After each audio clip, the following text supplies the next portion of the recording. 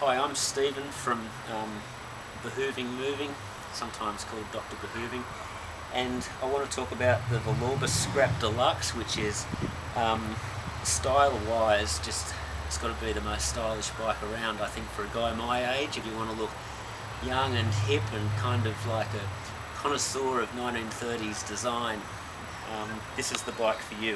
It really looks as though, you know, it's been dug from the archives, and maybe Le Corbusier or you know, Mies van der Rohe designed this bike. We can pretend. Anyway, Velorbis sell all of their bikes with the full kit of Brooks gear, which is nice. This one I've added.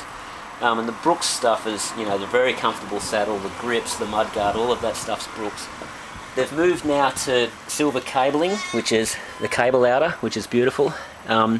The centering spring, a lot of these details that roadies, I'm a road cyclist, and you know, until I got into bikes like this, I never would have thought that things like a center stand, a centering spring, hub generator lights, full mud guards, just how practical that sort of stuff is for commuting. Now I switched to clipless pedals because I really like to do good speed and good distance, and I couldn't think of riding any other way, so I recommend that.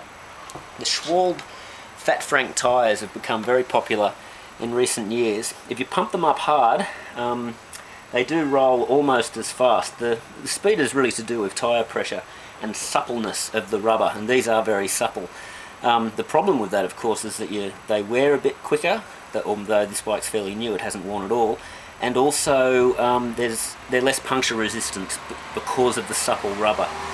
So that's the price that you pay. You get a shot of the head badge there. Velorbis make a ye old style head badge.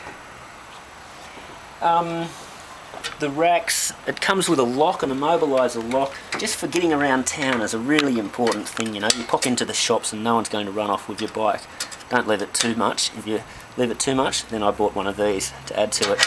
The Shimano Nexus hub is, in terms of, I've got a Shimano Alpine hub on my mountain bike, and these things work every bit as good, so I don't know what the difference is there. Stainless steel rims, that's an important thing just because they're so durable, more sort of sturdy than an aluminium rim, and they're all the things that add to the cost of a bike like this. That's for my Brooks basket, so we can ignore that, that's an accessory. But I'll just finish with this,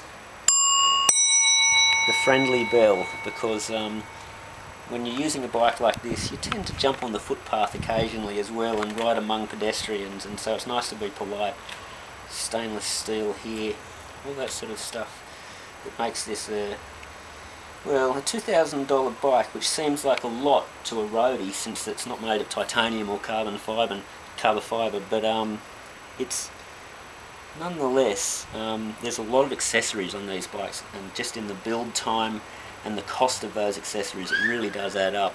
So thanks for listening, and come to my blog, Behooving Moving, at LiveJournal. See ya.